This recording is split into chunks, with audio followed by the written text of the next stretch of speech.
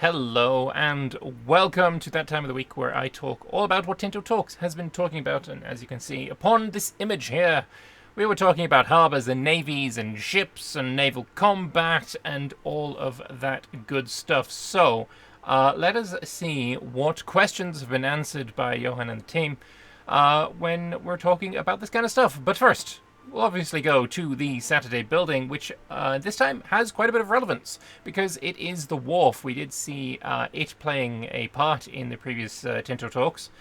So very much going to be a building that you're going to want to build because it reduces the distance cost to your capital through a port. So essentially it increases your proximity, increases your control over areas through proximity. And that is a very, very important thing to have. If we go to the Tinto talk itself, you can see, the proximity to capital, and you can severely reduce it by the infrastructure and development you've built up in that location. And the infrastructure they're talking about here, one of those buildings is the wharf. It requires some tar, naval supplies, metalworks, and lumber, and the construction is masonry, glass, and lumber. Also allows you to build ships, gives you some more harbour suitability, which we're going to be talking about again later on, merchant capacity, and some more monthly sailors. So a very good building that you'll probably want to build. What else? What else have we got? So there's still types of ships from EU4, heavy ships, light ships, galleys, and transports. Will the Project Caesar have flagships? No, apparently not. Johan has never really liked flagships. Sorry about that. I kind of like them. I know they're a little bit gamey, and it's just more cases of, stacking a couple of modifiers, but you're generally only limited to one flagship per country, and it was that just extra little bit of customization, and it felt good capturing your enemy's flagships. I kind of liked it. I will be a little bit sad to see it go, if I'm being honest. But, it is what it is. Will naval doctrines be a thing in EU4, of course? If you had a naval force limit of 20 or over, you could choose a naval doctrine. Some countries had unique ones, generally improving the trade power of your ships, lowering the maintenance of your ships, increasing your galley power, increasing the chance to capture ships, I think, were the default ones, and then everyone else had, or not everyone, but a lot of other countries had unique ones, like the British had their wooden wall in there, Portugal had something unique, Aragon had something unique, etc., etc. Now those are going to be laws, so yeah, I'm fine with that too. I feel like I'm going to only ever be building naval infrastructure in the best possible spots now, or just say screw it and dump all the money into an every port or province approach. Johan's saying, how come? But I kind of feel like this is working as designed. It's not ahistorical at all, right? If you have a growing economy, you're struggling, you're going to be, pretty selective on where you build these buildings. And then later on in the game, when you are more established, you have a wealthier country. Yeah, you're probably going to be a little bit less selective when you're placing down your ports. If your goal is to have big navy, then even a lesser suitable harbor spot, if it can be made into a harbor, I mean, that's probably worth it, right? Do rivers have separate tiles which subdivide them so you can have multiple times if you want to connect your territory in Switzerland with your territories in the Rhine Estuary in the Netherlands? I think this is just another case of the thing that I've been talking about a lot, and that is that I want to see rivers on map being treated a bit like lakes. I feel like I'm bringing this up in like every Tinto talk, and the fact that there is almost always a comment sort of to that effect, I don't think I'm alone in this desire. So maybe we can change the minds of Tinto and have ourselves some proper on-map seas, or sorry, not seas, rivers. That would be pretty amazing, if I'm being honest. Will there be anything in naval combat to simulate the Korean versus Japanese dynamic, where the Japanese are always trying to close in and board enemy ships, while the Koreans are always trying to maintain range and pound the enemy from afar with their cannons? Can I just, like, rephrase this a second? Will there be anything in naval combat to simulate the frickin' Carthaginian versus Roman dynamic, where the Romans are always trying to close in and board the enemy ships, while the Carthaginians are always trying to maintain range and pound the enemy from afar with javelins and arrows and shit? It's kind of funny that it just works so well that way. You're seeing here, like, different strategies in naval battles. I am worried about this. Again, we've seen in Imperative Rome what these strategies are, these tactics, if you will, and they kind of just never really scratched the itch. They never really did anything that was super engaging, right? You selected a naval tactic for your navy, and then you let it go. I can't remember the name of it, but I always chose the octopus because the AI pirates, at least, were always choosing the shark, and the octopus beat the shark. That, I don't know, it wasn't super engaging. I'm not a massive fan of it. I would not be sad to see tactics go. It seems like a lot of people here, though, kind of liking the... Whether Johan meant it in this way or not, I think people are taking his meaning to be that we would get different strategies for navies. I hope that's not the case, honestly, but we'll see. Will automatic transportation be adequate, unlike EU4, where it's completely dysfunctional? So Johan wondering what the problem is with EU4, and I can tell you very simply what the problem is with EU4. If you have a navy that's been on, say, protecting trade, and during the course of their protection of trade, they've had a naval battle with some random other country that doesn't have that big a navy. Your navy didn't try and flee and hide in port during the war, so you've had this little battle, and your trading navy has captured a transport, and you've just not cared, right? You've not noticed, or you've not cared, whatever. So your navy's, keeps protecting trade, and it's got this transport ship that's kind of obviously not wanted, not needed, not wanted. It's slowing down your trade ships. But then you want to transport your army, and you've got a dedicated transport fleet with 32 transports, but your army is like 70 guys that you want to transport. If you set them to automatically transport, it will take your trading navy and bring it down to merge it with your transport navy so that they could transport more dudes at once. It's very suboptimal. It's not very good, and I think there's another comment that I have later on that has another example of a Venice that has a fleet in the Med and in the Red Sea, and it would be good if both of those navies could be set to automatic transportation, but if you're in the Med moving troops around, the Red Sea fleet just isn't gonna give a shit. Hopefully there'll be a better mechanic for it in EU5. Going into the feedback for what are good harbors, right? There was, of course, lots of harbors being shown here, and a lot of people are like, hold up, shouldn't the harbor of, I don't know, random place in the Netherlands, shouldn't that be really good? This natural harbor here was always seen as blah blah blah, etc. Very, very good harbor.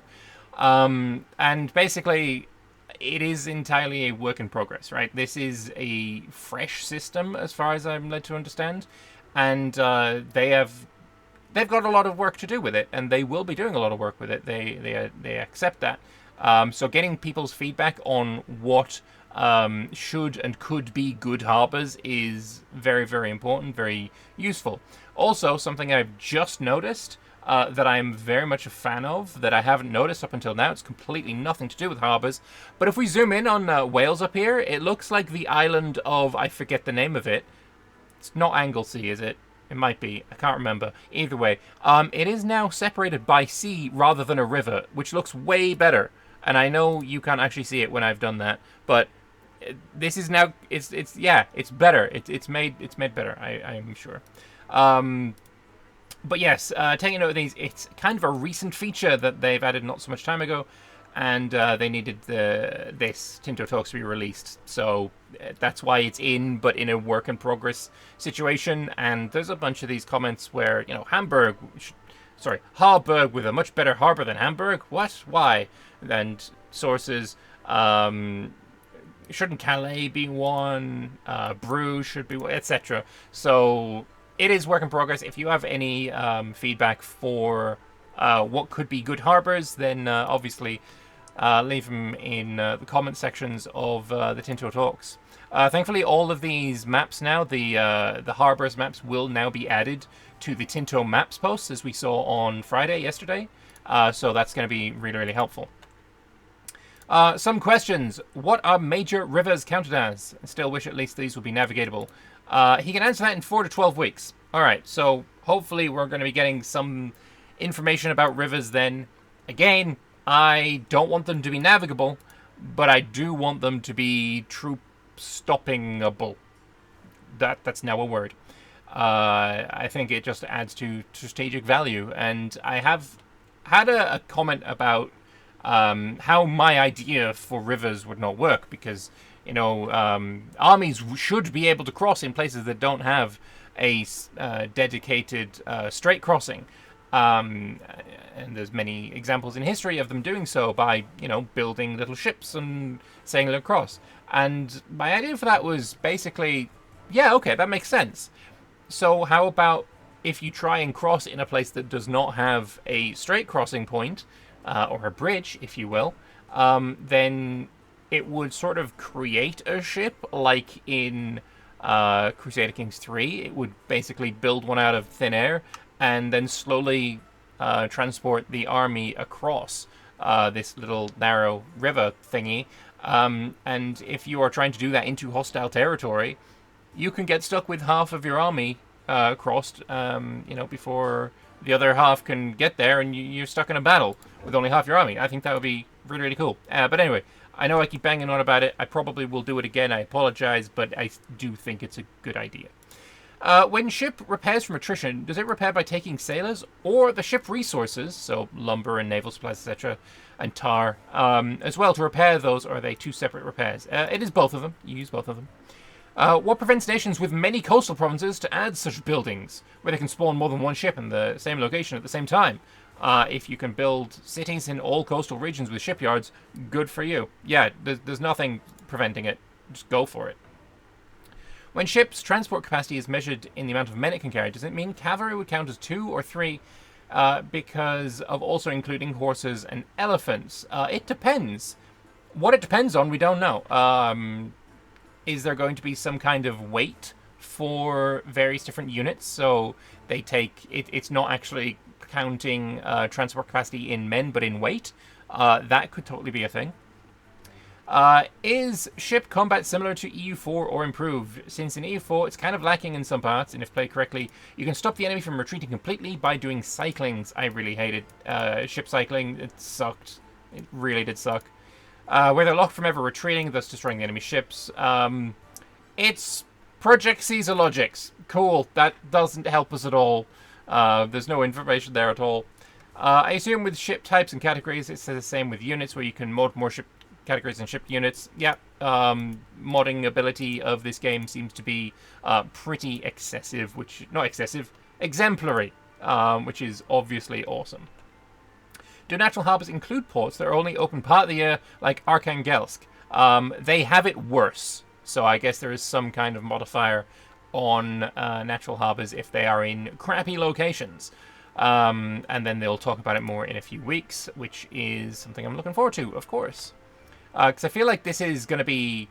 Talk about it more in a few weeks. This kind of feels like a climate dev diary. Are we going to be seeing, seasonal weather? We do have that in EU4 after all, but all it does is change the supply limit and attrition.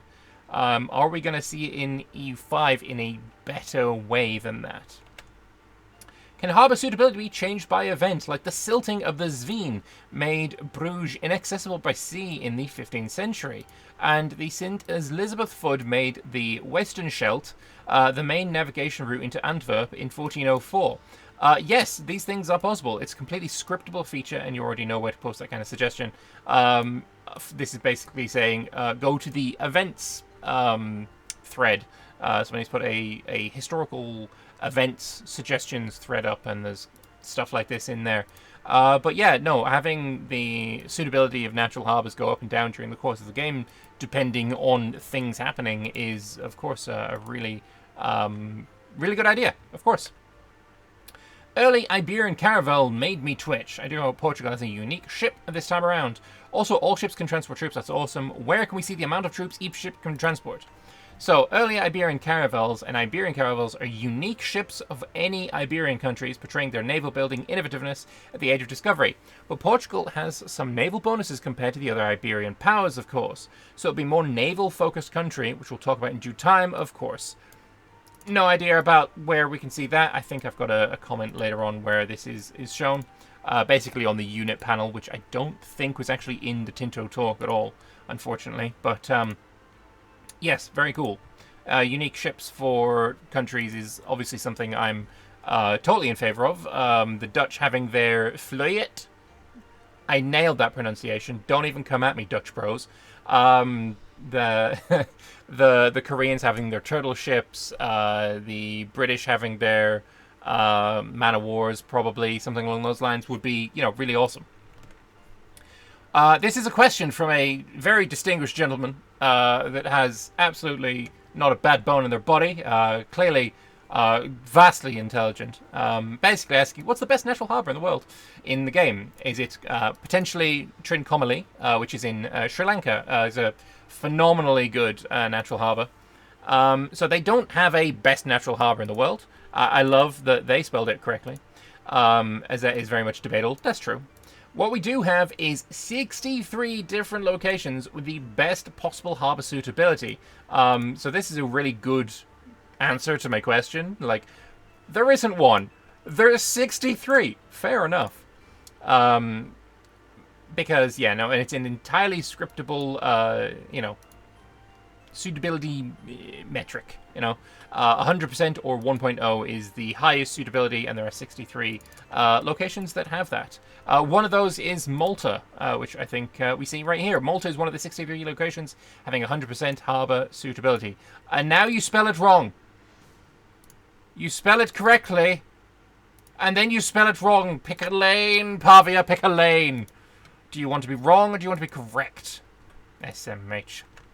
The Galley became virtually obsolete in European navies by the late 18th and early 19th centuries. Is this shown in Project Caesar? So the latest generic Galley model is the Zebek, I have no idea, which comes in the age of absolutism. So 1737, late 18th, I guess that's probably around about when they become obsolete. Fair enough.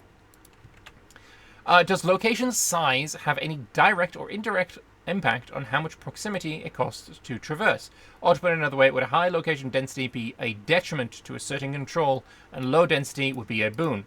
So density has no direct impact. So a road in a larger location is as good as a road in a smaller location, which does make it seem like, having a lot of high density locations, it is a double-edged sword, because more locations, more granularity means you can fit more buildings, get more wealth, I guess, from an area, but also you are going to have to spend more to extract that wealth because you have more locations that you need to build in. I definitely think there is that interesting double-edged sword on that one. I still think higher granularity is probably better in basically all scenarios, though. I still think we could use a very expensive canal building that acts as a major river for trade and proximity control. I agree. I 100% agree with this. This is a great suggestion. You're asking between some locations, but basically what I would suggest is a canal building that you could construct in various locations that would act very much like a very good road. If roads and rivers are acting very similar to one another, when it comes to proximity, when it comes to trade, but rivers being a lot better, then a canal should act somewhat like a river as well. I know Britain had a huge amount of canals built in it. It was possible to get from Liverpool to London purely through canal works. And I know, of course, there is the extensive canal works in eastern China as well, and probably in many, many other countries as well. Canals were huge. They really were huge. They were, you know, it is a lot cheaper to transport goods on something that floats rather than something that is pulled along the ground upon wheels with an ox. So having these canals be built to transport goods was just such a massive boon to people's economies that, yeah, it just makes sense that they would be relevant in EU5 as well. How does coastal control work if one sea tile has multiple countries on its coast? So a sea zone with 6 locations connected get 1/6 from each connected port. It's kind of hard to really parse what that means. The control, I guess they're sharing it between the 6 different locations. It's kind of hard without getting the hands on the game. This one's a little bit difficult to parse. Maybe if somebody has any ideas, they can let me know down in the comment section below. While you're down there, you know, you could click that like button, which probably should have just lit up for you when I said that.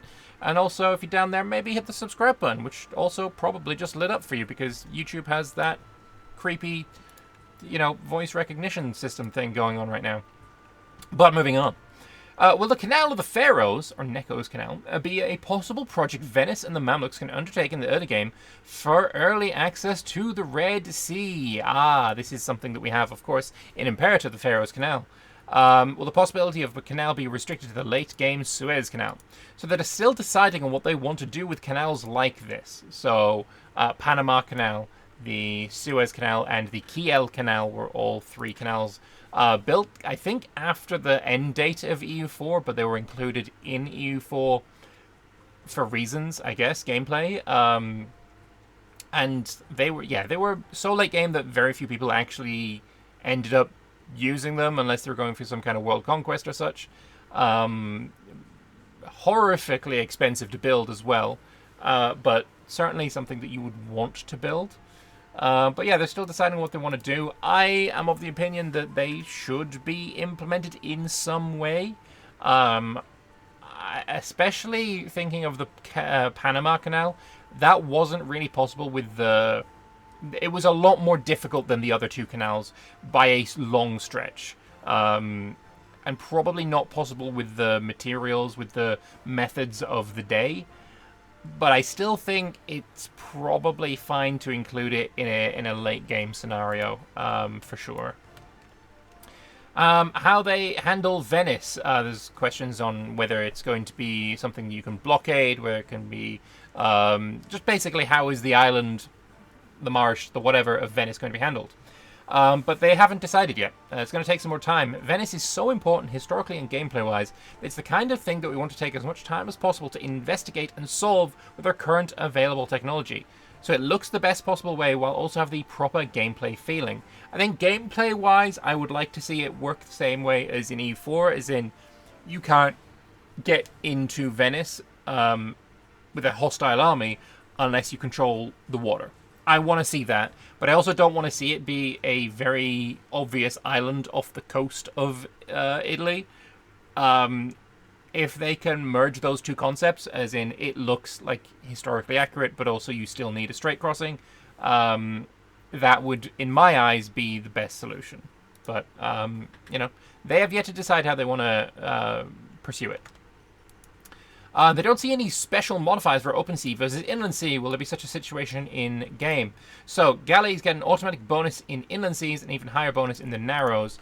Basically, whether your ships are good at inland combat, coastal combat, high seas combat, these are modifiers that are applied to individual ships.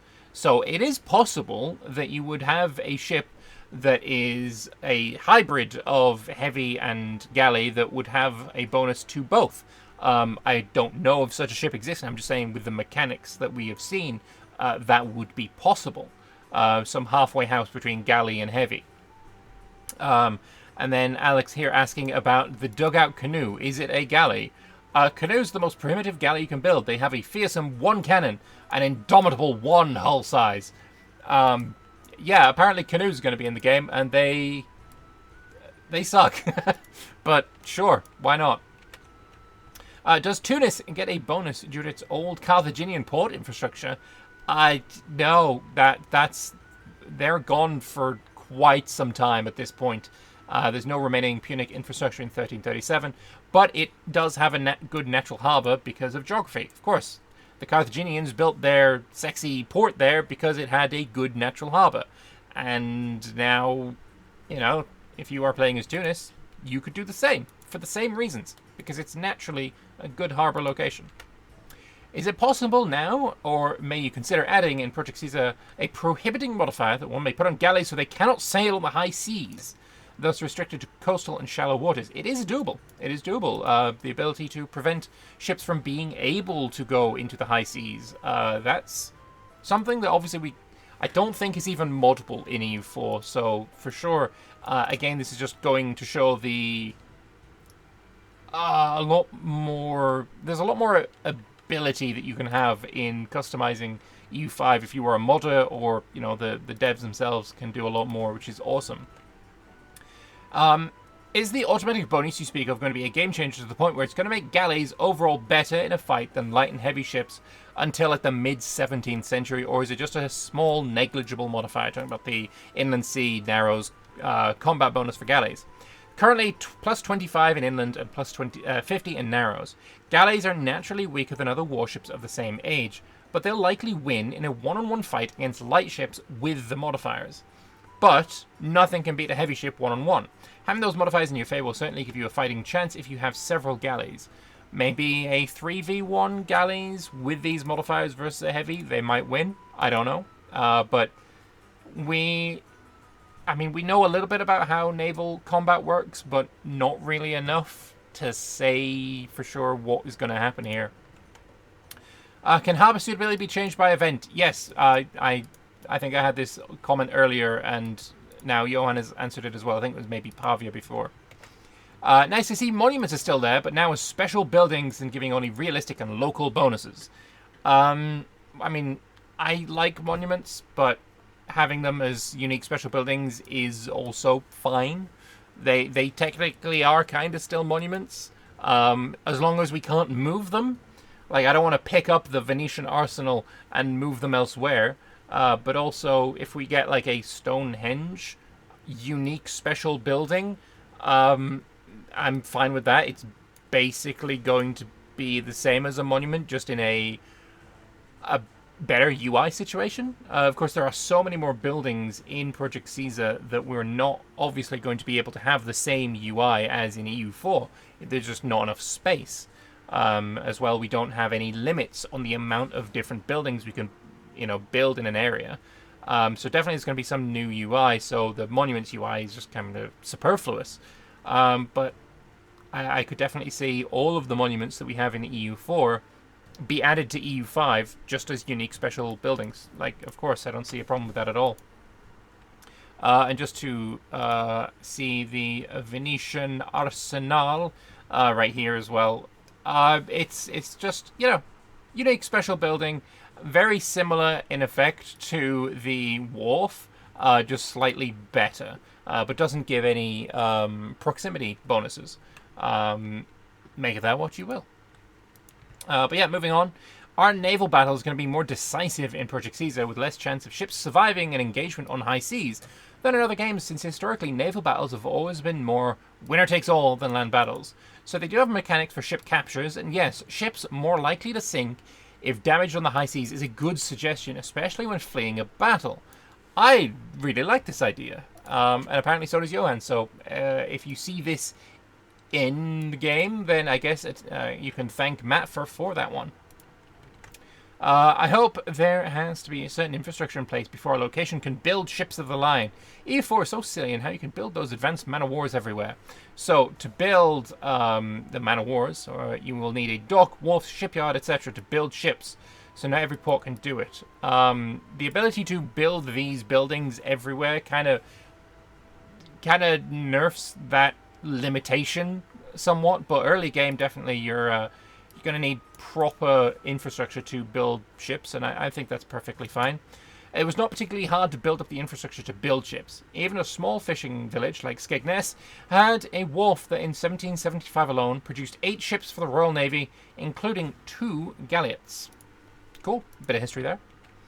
And then finally, if I, as Venice, have 2 transport fleets, this is the question that we had earlier, one in the Red Sea, one in the other, one in the Med, and I have troops that I want to move from Jerusalem to Venice, unless I'm going to personally move the Venetian transport fleet in the Levant, the system would automatically pick the Red Sea fleet as it is the closest, thus making it go around the entire continent of Africa. Yes, that is in fact suboptimal and something that they should avoid. Agreed. More intelligent logic for transports being used will of course be something that I want to see. Whether that is a case of checking how fast would it be to use just this fleet versus this fleet versus this fleet, like what is, if I simulate the speed at which I can transport this army with all of my different fleets, whichever one's the fastest, use that one. That would probably be the best way. But anyway, that is all of the responses that I have for you today. I think definitely naval gameplay looks like it's going to be a lot more engaging than in EU4, which honestly, probably not that difficult. The naval combat in EU4 was not especially amazing. But yeah, definitely looking forward to that. If you have any further comments that you would like to leave, then feel free to do so below. There will of course be a link to the dev diary in the description of this video, and I'm certainly looking forward to next week, where we're going to be talking about colonization, which also definitely needs to be a big upgrade over EU4. But I will see you guys on Monday, where I look at the comment replies from the Tinto maps of Western Africa. Hope you enjoyed this video, and I'll see you in the next one. Bye-bye.